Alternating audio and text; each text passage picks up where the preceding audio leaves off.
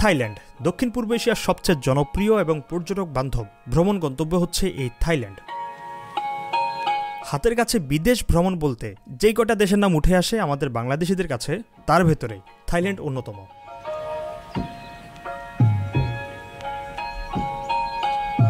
থাইল্যান্ডে আপনি যতটা প্রাকৃতিক সৌন্দর্য পাবেন, তার থেকেও বেশি পাবেন হচ্ছে নগর জীবনের উত্তেজনা। এটি একটি অদ্ভুত দেশ বলতে পারেন। এই দেশে কিন্তু পর্যটকরা একদমই স্বাধীন। একজন পর্যটক এই দেশে এসে যাহাই চাইবেন তাহাই পাইবেন। তো আজকের আমাদের গন্তব্য হচ্ছে এই থাইল্যান্ড। বাংলাদেশ থেকে আমরা থাইল্যান্ড হয়ে আরও 3টা দেশ ঘুরে আবার বাংলাদেশে ফেরত আসব। আপাতত শুরু করছি থাইল্যান্ড সিরিজের প্রথম এপিসোড।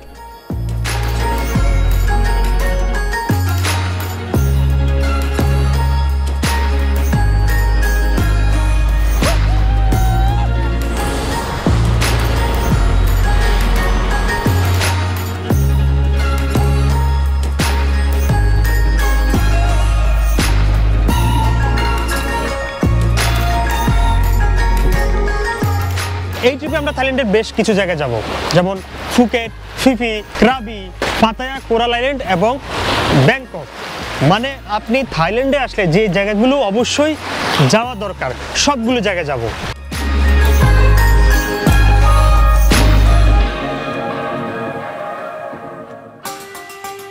মে মাসের 7 তারিখ 2024, হজরত শাহজালাল ইন্টারন্যাশনাল এয়ারপোর্ট। রাত এখন প্রায় 12টা। এয়ারপোর্টের বাইরে প্রচণ্ড পরিমাণে ভিড়। বুঝতে পারছেন, আমাদের এই এয়ারপোর্টের সিংহভাগ যাত্রী হচ্ছে প্রবাসী, যদিও তাদের সাথে এখানে খুব একটা ভালো ব্যবহার করা হয় না। তার উপরে নানা রকম ভোগান্তি। আমাদের ফ্লাইট 3টা 35 মিনিটে। যাত্রার 3 থেকে 3.5 ঘন্টা আগে আমরা এয়ারপোর্টে এসে হাজির। যদিও আমাদের এই ফ্লাইটটা 12টা 55 মিনিটে ছাড়ার কথা ছিল, বাট পরবর্তীতে শিডিউল চেঞ্জ হয়। সারা রাত এক নির্ঘুম রাত কাটানোর পর ভোর 4টা 45 মিনিটে আমাদের যাত্রা শুরু হয়। আমরা যাচ্ছি এয়ার এশিয়াতে। এটা বাজেটের ভিতরে একটা এয়ারলাইন্স। সার্ভিস মোটামুটি ভালো। এয়ারক্রাফটের বেশিরভাগ যাত্রী যাবে মালয়েশিয়া। ইনফ্যাক্ট এই এয়ারক্রাফটটি যাবে মালয়েশিয়া, বাট মাঝখানে ব্যাংককে কিছু যাত্রীকে নামিয়ে দিবে ডন মুয়াং ইন্টারন্যাশনাল এয়ারপোর্টে। মানে আমরা সেখানে নেমে যাব। বাংলাদেশ থেকে যে সকল এয়ারলাইন্স ব্যাংকক বা থাইল্যান্ডে যায়, বেশিরভাগ এয়ারলাইন্স ব্যবহার করে সুবর্ণভূমি ইন্টারন্যাশনাল এয়ারপোর্ট। হ্যাঁ, সেখানে নামলে ফ্লাইটের কস্ট কিছুটা বেশি হয়, বাট আমরা এখন যেই এয়ারপোর্টে নামবো সেখানে ফ্লাইটের কস্ট কিছুটা কম। আর সেখান থেকে আমরা সেকেন্ড আরেকটা ফ্লাইট ধরে চলে যাব ফুকেট। সেই ফ্লাইটের কস্টও কিন্তু অনেকটা রিজনেবল। যাই হোক, আমরা কিন্তু এখন ব্যাংককে। আর আমাদের ফ্লাইটের জার্নি ছিল টোটাল 2 থেকে 2.5 ঘন্টার মতো। শুভ সকাল। এখন হচ্ছে ব্যাংককের টাইম 8টা 15। 1 ঘন্টা পর, 1 ঘন্টা না 2 ঘন্টা পর হচ্ছে আমাদের ফ্লাইট। ইমিগ্রেশন হয়েছে। ইমিগ্রেশনে কোনো প্রশ্নই করে নাই, মানে একদমই কোনো প্রশ্ন করে নাই। জাস্ট আমরা পাসপোর্ট দিছি, ওনার সাথে সাথে আমাদের পাসপোর্টে একটা সিল দিয়ে দিচ্ছে। এখন কাহিনী হলো, ব্যাংককের সাথে বাংলাদেশের টাইমের 1 ঘন্টার তফাৎ।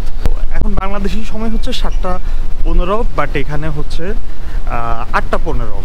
তো আমাদের হাতে বেশি সময় নাই। আমরা চলেন আমাদের সেকেন্ড ফ্লাইটটা এখন ধরবো। 9টা 45 হচ্ছে ফ্লাইট। তার মানে হচ্ছে আমাদেরকে এখনই বোর্ডিং পাসটা নিতে হবে। এয়ারপোর্টে নেমেই আমরা প্রথমে যেটা করি, ইন্টারন্যাশনাল টার্মিনাল থেকে চলে আসি ডোমেস্টিক টার্মিনালে।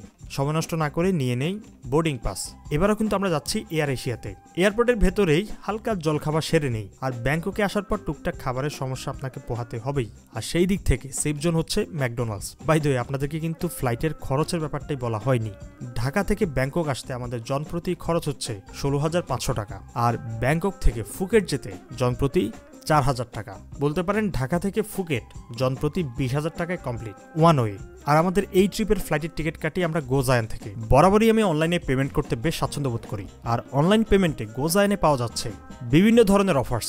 পছন্দের অফার সিলেক্ট করে ফ্লাইটের টিকিট বুক করে ফেলুন। গোজায়ানে শুধুমাত্র যে আপনি ফ্লাইটের টিকিটে পাবেন এমনটা নয়, আপনি থাইল্যান্ড যাওয়ার আগে হোটেল বুকিং আর সেখানকার বেশ কিছু অ্যাক্টিভিটিস গোজায়ান থেকে বুক করতে পারবেন। মানে একটা জায়গায় আপনি সব কিছু পাচ্ছেন।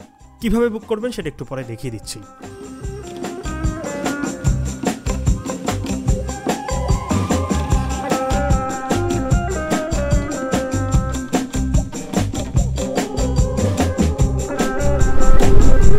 অবশেষে আমরা ফুকেটে। এখন কাহিনী হলো, ফুকেটে আমরা থাকতেছি 2 দিন, ফিফি আইল্যান্ডে থাকবো হচ্ছে 4 দিন, আর বাকি দিনগুলো থাকবো হচ্ছে ক্রাবিতে। ক্রাবি থেকে আমরা আবার চলে আসবো ব্যাংককে, ব্যাংকক থেকে আবার যাব পাতায়া, পাতায়া থেকে ব্যাংকক। আরেকটা ব্যাপার হচ্ছে আমরা এখন যে সময়টাতে আসছি এখন কিন্তু বাংলাদেশে অনেক বৃষ্টি হচ্ছে, আর থাইল্যান্ডে এসেও সেম, এখনো বৃষ্টি পাচ্ছি না, বাট আকাশ খুবই মেঘলা আর ঠান্ডা ওয়েদার। বুঝতে যাচ্ছে যে মানে বাংলাদেশে অনেক যে অনেক গরম হবে, যদি বাংলাদেশে অনেক গরম পাচ্ছিল, কিন্তু বাংলাদেশে যেমন বৃষ্টি হচ্ছে ওয়েদার ঠান্ডা, এখানেও সেম। এটি হচ্ছে ফুকেট ইন্টারন্যাশনাল এয়ারপোর্ট। এখান থেকে আমরা যাব পাতং বিচ, দূরত্ব প্রায় 40 কিলোমিটার। এই রাস্তা যাওয়ার জন্য আপনি গ্র্যাব ব্যবহার করতে পারেন। গ্র্যাব কিন্তু থাইল্যান্ডে বেশ জনপ্রিয়, মানে বাংলাদেশি উবারের মতো। তাছাড়া আপনি ট্যাক্সি ভাড়া করে যেতে পারবেন, আর একদম সহজ আর সস্তা ওয়ে হচ্ছে শাটল সার্ভিসে করে যাওয়া বা লোকাল বাস। জনপ্রতি খরচ হবে 100 বাত, যা কিনা বাংলাদেশি 330 টাকা। বাই দ্য ওয়ে, এয়ারপোর্টে নামার সাথে সাথে কিন্তু আমরা এয়ারপোর্টের এটিএম বুথ থেকে লোকাল কারেন্সি সংগ্রহ করি। যদি আপনার ডুয়েল কারেন্সি কার্ড থাকে, সেটা প্রিপেড কার্ড অথবা ক্রেডিট কার্ড, যে কোনো একটি থাকলে আপনি কিন্তু দেশের বাইরে ক্যাশ উইথড্র করতে পারবেন। আর যদি আপনার কাছে ডুয়েল কারেন্সি ডেবিট কার্ড থাকে, বর্তমানে শুধুমাত্র আপনি পজ মেশিনে ট্রানজ্যাকশন অথবা অনলাইন ট্রানজ্যাকশন করতে পারবেন। যেমন অনলাইনে ডলারে ফ্লাইট বুক করতে পারবেন অথবা হোটেল বুক করতে পারবেন। এয়ারপোর্ট থেকে প্রায় 1 ঘন্টা জার্নি করার পর আমরা কিন্তু এখন পাতং বিচের খুবই কাছে। হ্যাঁ, সামনে যে সৈকতটা দেখতে পাচ্ছেন এটাই পাতং বিচ। ফুকেটে আসলে বেশিরভাগ ট্যুরিস্ট এখানেই থাকে, কারণ এই জায়গাটা বেশ জমজমাট। আর এটা হচ্ছে পাতং বিচ ওয়াকিং স্ট্রিট অথবা বাংলা ওয়াকিং স্ট্রিট। এই জায়গাটা একটা আজব জায়গা, সেটা রাতেই আপনাদেরকে দেখাচ্ছি। এখন চলেন আমরা আগে হোটেলে চেক ইন করি। এইমাত্র আমরা পৌঁছলাম পাতং বিচে। এইটা হচ্ছে আমাদের রিসোর্ট। রিসোর্টের নাম হচ্ছে ভিরেডিয়ান রিসোর্ট। ভিতরটা অনেক সুন্দর, আমি যতটুকু জানি। পুরাটাই একটা প্রাকৃতিক পরিবেশ, আর এখানে একটা সুইমিং পুল, বিশাল বড় একটা সুইমিং পুল, আর এইখানে বসার ব্যবস্থা আছে। এই যে দেখেন ছোট একটা সুইমিং পুল, এই দিকটাতে আবার ছোট ছোট ফুলের গাছ। মানে এই সুইমিং পুলটাকে কেন্দ্র করে কিন্তু চারপাশে হচ্ছে রুম, বিল্ডিং। আর আমাদের রুমটা হচ্ছে এটা, এই যে এই রুমটা হচ্ছে আমাদের। বেশি সুন্দর লাগতেছে শুধুমাত্র এই সুইমিং পুলটা আর এটার জন্য। আর দেখেন কি সুন্দর লাগতেছে, পুরা প্রাকৃতিক একটা পরিবেশ। ভাড়া মাত্র বাংলাদেশি টাকায় 2500 টাকা। ভাবা যায় 2500 টাকায় আপনি এই টাইপের একটা রিসোর্টে থাকবেন। বিকেলের সময়টা যে কি লাগে এই জায়গাটা। ওকে, আপনারা বাইরের পরিবেশ দেখছেন, এখন আপনাদেরকে আমাদের রুমটা দেখাই। রুমটা 2টা পার্টে, এদিকে হচ্ছে বেডরুম, এদিকে ওয়াশরুম, বেসিন প্লাস মিরর। এই দিকটাতে হচ্ছে ওয়াশরুম। ওয়াশরুমটা খুব বড় বলবো না, ছোটোখাটো একটা ওয়াশরুম, বাট এই জায়গাটা কিন্তু বিশাল বড়। আয়নাটাও কিন্তু বেশ চোখে লাগার মতো। এই দিকটাতে হচ্ছে, এদিকে হচ্ছে একটা ক্যাবিনেট, এখানে একটা ফ্রিজ, এদিকে লকার, তারপরে এখানে কফি বা চা, 2টা জলের বোতল, টাওয়াল। বিশাল বড়, মানে 2 জন থাকার জন্য তো এনাফ। একটা বেড, একটা টিভি, চেয়ার টেবিল, এখানে আরেকজন থাকতে পারবেন বা বসতে পারবেন। আর সবচেয়ে সুন্দর যেটা, সেটা হচ্ছে রুম থেকে বের হওয়ার পরে জাস্ট ব্যালকনিটা দেখেন, এইখানে বসবেন। আর ওদের যে রিসোর্টের যে পরিবেশটা, নিচে একটু আগে যেটা আপনাদেরকে দেখাইছি, নিচে একটা সুইমিং পুল, এদিকে একটা বিশাল বড় একটা সুইমিং পুল, ছোট একটা সুইমিং পুল, ঠিক আছে। আর পুরা রিসোর্ট কতটা সবুজ, কতটা সতেজ। প্রকৃতির ভিতরে থাকবেন এখানে এসে, অসাধারণ লাগছে আমার কাছে। ওকে, এবার চলুন জেনে আসি কিভাবে আপনারা থাইল্যান্ডের ভিসা করাতে পারবেন। আপনি নিজে চাইলে অনলাইনে অ্যাপ্লাই করে পাসপোর্ট জমা দিয়ে ভিসা করাতে পারবেন, আবার চাইলে এজেন্সির মাধ্যমেও করাতে পারবেন। সেক্ষেত্রে 500 থেকে 1000 টাকা বেশি খরচ হবে। তবে যেভাবেই করান না কেন, ভিসা পাওয়ার জন্য যেগুলো দরকার হবে, return air ticket, confirm hotel booking, আর আপনার ব্যাংক অ্যাকাউন্টে মিনিমাম ব্যালেন্স 70 থেকে 80,000 টাকা। অবশ্যই রেগুলার ট্রানজ্যাকশন থাকতে হবে। তবে এখানে একটা বিষয় হচ্ছে, আপনি ঝামেলা এড়াতে পুরাটাই কিন্তু আপনি এজেন্সিকে দায়িত্ব দিতে পারেন। তারা মোটামুটি আপনার সকল কিছু ডকুমেন্টস যা যা দরকার সব কিছু প্রপার ওয়েতে সাবমিট করবে। সেক্ষেত্রে ভিসা পাওয়ার সম্ভাবনা কিছুটা বেশি থাকে। থাইল্যান্ডের ভিসা আপনি নিজে সরাসরি করতে পারবেন, এটার জন্য আপনাকে এই ডকুমেন্টসগুলা দরকার হবে। এগুলা সহ আপনি সাবমিট করবেন, অনলাইন থেকে আপনি অ্যাপ্লাই করবেন। আশা করি ভিসা পেয়ে যাবেন, ভিসা নিয়ে কোনো সমস্যা হবে না। জাস্ট আপনাকে একটা ফোন দিবে, ফোনটা রিসিভ করলেই হলো। আর কোনো ফেক ডকুমেন্টস দিবেন না। আপনার অ্যাকাউন্টে যেই টাকাটা শো করবেন, সম্ভবত পার পারসন 80,000 টাকা ব্যাংকে থাকতে হয়। ওই ব্যাংকে আপনি স্টেটমেন্ট দিয়ে বা ব্যাংক সলভেন্সি দিয়ে টাকাগুলো উঠাই ফেলেন না, তাহলে তারা চেক করতে গিয়ে যদি দেখে যে আপনি টাকা উঠাই ফেলছেন, সেক্ষেত্রে ভিসা নাও পেতে পারেন। তো থাইল্যান্ডের ভিসা করতে আমরা কিন্তু এজেন্সির মাধ্যমে করাইছি, কোনো ঝামেলায় যাই নাই, কনফার্ম ভিসা পাওয়া দরকার। আমার থাইল্যান্ডের ভিসা করতে 4,900 টাকা খরচ হয়েছে। আর আমরা যে এজেন্সির মাধ্যমে এই ভিসাগুলো করাইছি সেটা হচ্ছে শ্যামস এয়ার। ফুকেট এই শহরটা কিন্তু বেশ জমজমাট, বিশেষ করে রাতের বেলা। মানে এই শহরটা কখনো ঘুমায় না। বেশ পরিষ্কার পরিচ্ছন্ন একটা শহর এবং পাশেই হচ্ছে পাতং বিচ। আর যদি একটু উপর থেকে দেখাই তাহলে সমুদ্রের পাড়েই কিন্তু এই শহরটা। আজকের ওয়েদারটা কিন্তু বেশ চমৎকার।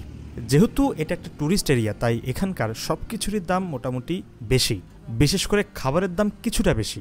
তবে কম দামে যে খাবার পাবেন না এটা বলা যাবে না, সেটা একটু পরে দেখাচ্ছি। এখন চলেন কোন একটা রেস্টুরেন্টে গিয়ে দুপুরে খাবারটা সেরে নেওয়া যাক। থাইল্যান্ডে আসার পর খাবার নিয়ে টুকটাক সমস্যা পোহাতে হবে।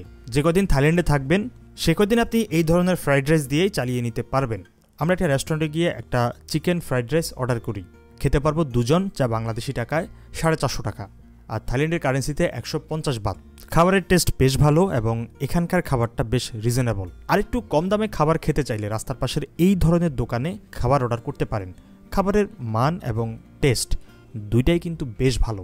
আর খাবার খাওয়ার আরেকটা অপশন হচ্ছে 7-Eleven, মানে সুপার শপ। সেখানে কিন্তু আপনারা এই ধরনের প্যাকেটে খাবার পেয়ে যাবেন। খাবারের প্রাইস মোটামুটি রিজনেবল, 150 টাকার ভিতরে একবেলার খাবার হয়ে যাবে। Test average. থাইল্যান্ডের যে কোনো শহরে প্রতি 2-1 মিনিট হাঁটলে কিন্তু 7-Eleven পেয়ে যাবেন।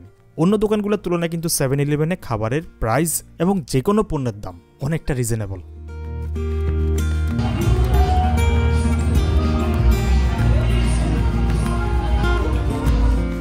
হ্যাঁ, যেটা বলছিলাম, এই শহরটা কখনো ঘুমায় না। এখন রাত প্রায় 2:30টা। দেখতে পাচ্ছেন পাতং ওয়াকিং স্ট্রিট বা বাংলা ওয়াকিং স্ট্রিটে কি পরিমাণ ভিড়। বেশিরভাগ পর্যটক শুধুমাত্র এই রাস্তায় জীবনের সব কিছুকে ভুলে এনজয় করার জন্য আসে। এই শহরে ট্যুরিস্টরা আসলে পুরোপুরি স্বাধীন, এখানে কি পাওয়া যায় না।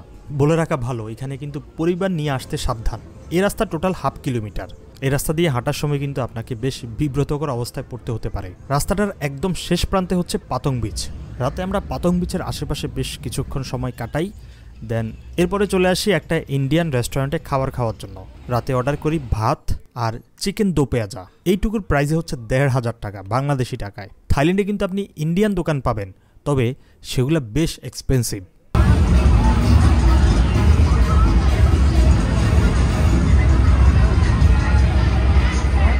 ওকে, এবার চলুন জেনে আসি কিভাবে আপনারা গোজাইন থেকে বুকিং করবেন। প্রথমে গোজাইনের অ্যাপটি ডাউনলোড করে নিন। অ্যাপে ঢুকেই ডেস্টিনেশন অথবা পছন্দের ফ্লাইট বা হোটেল সিলেক্ট করুন। কোন তারিখে যেতে চান তা সিলেক্ট করুন। তারপরে পেমেন্ট অপশনে গিয়ে আপনার পছন্দ মতো পেমেন্ট মেথডে পেমেন্ট কমপ্লিট করে ফেলুন। আর আমাদের সাবস্ক্রাইবাররা গোজাইন থেকে প্রথমবার বুকিং করার সময় জাস্ট এই কুপন কোডটা ব্যবহার করলেই পাচ্ছেন এক্সট্রা ডিসকাউন্ট। বিস্তারিত পেয়ে যাচ্ছেন কমেন্ট সেকশনে। Good morning. আজকে আমাদের ফুকেটে ডে 2। আজকের কাহিনী হলো আমরা শুধুমাত্র ফুকেট শহরের আশেপাশের কয়েকটা জায়গায় যাব। ফুকেট শহরটা কিন্তু খুবই সুন্দর, মানে এটাকে স্পেশালি আপনি বলবেন যে এই জায়গায় যান, ওই জায়গায় যান। আমি অনেক ঘাটাঘাটি করে যেটা বুঝলাম, এখানে 2-1টা জায়গা দেখার মতো এবং পুরো শহরটাই কিন্তু দেখতে অনেক সুন্দর। তো একটা বাইক ভাড়া করব। ফুকেট শহর আপনি চাইলে টুকটুক নিয়েও ঘুরতে পারেন, তবে আমরা যেহেতু মানুষ হচ্ছি 2 জন, সো বাইক আমাদের জন্য যথেষ্ট। গুড মর্নিং তিথি। সোয়াদিখা। কি অবস্থা বলো, কেমন লাগতেছে, কেমন যাচ্ছে আজকে আমাদের প্ল্যান কি? খুবই জোস লাগতেছে, মানে মন চাচ্ছে আরও কিছুদিন রিল্যাক্স করি। মানে আজকে তো ঘুম থেকে উঠতে মন চাচ্ছিল না, আর একটু ঘুমাই তারপরে বের হই। ফুকেটে আমরা কয়দিন থাকবো? আরও 2-4 দিন বেশি থাকলে হয় না? না, হয় না তো।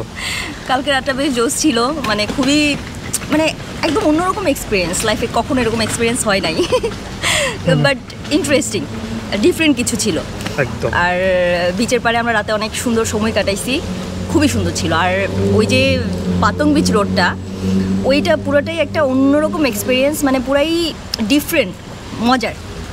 চলো আজকে আমরা কোথায় কোথায় যাব? এখন আমরা ফুকেট ওল্ড টাউন যাব মেবি প্রথমে, দেন আমরা একটা মনেস্ট্রি দেখতে যাব মেবি, বিগ বুদ্ধা, তারপর কয়েকটা বিচ, দেন আজকের দিনের প্ল্যান খতম। প্রথমে যেটা করব, খাওয়া দাওয়া করব। আমরা একটা জায়গায় ভালো খাবার পাইছি, রিস্ক নিতে চাই না, ওইখানে গিয়ে এখন খাবার দাবার খেয়েই দেন আজকের দিনের জার্নি শুরু হবে। খেয়াল করছি বাংলাদেশে যেমন আপনি যে কোনো গাড়ি দেখেন, ঘষা মাজা অভাব নাই, একজন একজনের গাড়িতে লাগাই দেয়। বাংলাদেশের প্রাইভেট কারগুলো দেখার মতো, মানে দেখা যায় মোটামুটি ঠিকঠাক আছে, কিন্তু বাসগুলোর অবস্থা তো খুবই খারাপ। কিন্তু এখানকার কোনো বাস, কোনো প্রাইভেট কারের উপরে একটা আপনি ক্র্যাচ দেখাইতে পারবেন না। তার মানে এখানে ভালোবাসা নাই, ঘষা মাজা নাই, একজন একজনের সাথে ঘেঁষাঘেঁষি নাই, খুবই সুন্দর। আর এখানে সবচেয়ে বেশি ফোর্ড যেই গাড়ির ব্র্যান্ড, ওইটার গাড়ি সবচেয়ে বেশি দেখা যায়। টয়োটাও আছে, বাট ওই বাংলাদেশে যেমন প্রিমিউ, এক্সিও, এলিয়ন, ওগুলো না, অন্যান্য ব্র্যান্ডের অনেক গাড়ি, যে এমজির, ও কি সুন্দর সুন্দর গাড়ি। এইটা হচ্ছে টয়োটার গাড়ি, এইটা হচ্ছে টয়োটা, এইটা হচ্ছে হোন্ডা, এইটা কি জানি না, ও আচ্ছা ক্যারি বয়। ও গাড়িগুলো সামনের দিকগুলো তো সুন্দর, এগুলো এত সুন্দর লাগছে। হ্যাঁ, এগুলো এমনিতেই এরকম। টুকটুকগুলো দেখেন না কিন্তু, টুকটুকগুলো কত সুন্দর লাগতেছে। এখানে টুকটুকে বলে তো? টুকটুক বলে? হ্যাঁ, ওরা টুকটুকে বলে, এখানে ওরা টুকটুকে বলে আসলে। এই যে এই টুকটুকগুলো কিন্তু সুন্দর, এবং প্রত্যেকটা টুকটুকের ভেতরে কিন্তু সাউন্ড বক্স আছে, টিভি আছে। বাই দ্য ওয়ে, সিম প্রসঙ্গে একটু কথা বলি। এখানে আপনারা 15 দিনের জন্য সিম নিতে পারবেন, 1 মাসের জন্য নিতে পারবেন, বাংলাদেশি টাকায় 1000 টাকায়। দ্যাটস মিন 350 বাদ দিয়ে আমরা 15 দিনের জন্য 30 জিবি নিচ্ছি। ইন্টারনেট স্পিড মোটামুটি ঠিকঠাক আছে, একটু দামাদামি করে নিতে হবে আপনাকে। যেমন বাংলাদেশে আপনার ইন্টারনেট যে প্যাকগুলো, এগুলো ফিক্সড, তো এইখানেও হয়তো বা ফিক্সড, বাট ওরা দামটা একটু বেশি চাইবে। আপনি একটু দামাদামি করে নিলে 300 বা 350 বাদ দিয়ে আপনি কিন্তু 15 দিনের জন্য নিতে পারবেন। আবার 7 দিনের প্যাক আছে, যেহেতু আমরা এখানে 15 দিন থাকবো, সো এই জন্য 15 দিনের জন্য নেওয়া সিম নিচ্ছে। যদিও বাংলাদেশ থেকে আমি কিন্তু রোমিং করে নিয়ে আসছি, বাট রোমিংয়ে কিছু ইস্যু আছে, সেটা অন্য ভিডিওতে বলবো। সব কিছু ঠিকঠাক আছে, বাট আপনার ওই আমি 1000 টাকা দিয়ে রোমিং প্যাক নিছি, মাত্র 1 জিবি রেগুলার স্পিড আমি পাবো, মানে 4G স্পিড। তারপরে হচ্ছে 356 kbps করে আমাকে স্পিড দেওয়া হবে। বাই 2024 সালে এসে 256 kbps করে কে চালায় 1000 টাকা খরচ করে 7 দিনের জন্য? এটা রবি রোমিংয়ের কথা বলতেছি। যাই হোক, রবি, গ্রামীণফোন, ভাই সবাই সমান। এটা কেন 1 জিবি মাত্র আমি ইউজ করতে পারবো? এত টাকা দিয়ে আমি 1000 টাকা দিয়ে আমি ইন্টারনেট নিচ্ছি, তা সেই হিসাবে এখানকার দাম রিজনেবল বলবো না, বাট স্পিড খুব ভালো। এই যে ওনার রেস্টুরেন্টে গতকাল আমরা খাওয়া দাওয়া করছি, এই জন্য আজকেও আসছে, এই জন্য আমাকে ডাকতেছিল। ওকে, খাওয়া দাওয়া বেশ ভালো ছিল। এই restaurant name First Seafood. First seafood. Okay, কালকে আমরা নিয়েছিলাম হচ্ছে চিকেন ফ্রাইড রাইস। আজকে প্ল্যান করতেছি ডিফারেন্ট কিছু খাবো কিনা, যদিও আমরা যেহেতু বাইরে অনেক গরম, একটু ভিতরে বসছিলাম, মানে এসিতে, কেমন যেন একটা স্মেল করতেছিল, আমি তাড়াতাড়ি বের হয়ে গেছি। মানে থাই ফুডের অবশ্যই হয়তো খাবারের ওদের একটু ডিফারেন্ট স্মেল, আমি নিতে পারতেছিলাম না। কিন্তু আমাদের ইচ্ছা ছিল বা ইচ্ছা আছে যে ডিফারেন্ট কিছু ট্রাই করবো এখানে থাইল্যান্ডে, বাট জানি না পারবো কিনা। Okay, then give us 1 portion, okay? 1 portion small? No, big portion, Big? 150. Okay. For share 2 people. Yeah. And the seafood should be well cooked. Okay. More well done. More cooked, yeah. More cooked. Okay. এখানে বুঝাতে খুব কষ্টই হয়ে যায়, মানে কথাগুলা যেন ওদের মতো করে একটু শর্টকাট করে করে বুঝাইতে হয়। থাইল্যান্ডে কিন্তু প্রচুর পরিমাণে ফরেনার ট্যুরিস্ট আসে। এখন ওদের ইংলিশ নিয়ে একটু প্রবলেম আছে, তবে ইংলিশ যে একদমই বলতে পারে না, একদম বোঝে না এমনটা না। যারা ট্যুরিজম সেক্টরের সাথে জড়িত তারা মোটামুটি ভালো না, মানে চলে আর কি, ছোটোখাটো ইংলিশ বলতে পারে। ইংলিশ যে কমিউনিকেট করার মতো ঠিক আছে, কিন্তু অনেক জায়গায় আসলে ওরা ছোটোখাটো ওয়ার্ডগুলো বোঝে না। বাট আমার মনে হয় ইংলিশ নিয়ে তাদের আরেকটু মাথা ঘামানো উচিত, কারণ ফরেনার অনেক ট্যুরিস্ট আসে, কথা বললে ঠিক মতো বোঝে না, অনেক কষ্টে তাদেরকে অঙ্গভঙ্গ দিয়ে তা বোঝাইতে হয়। অনেক রেস্টুরেন্ট কথাও বলে না, তারা হাত দিয়ে ইশারা দিয়ে বোঝায় যে ব্যাপারটা এমন। যাই হোক, বাট এখানে কিন্তু এক্সপিরিয়েন্স খুবই ভালো। গতকাল থেকে এখানে ছিলাম, সবার বিহেভিয়ার, কোনো স্ক্যামের কোনো কাহিনী নেই, এখানে কোনো ঠকার কোনো চান্স নাই।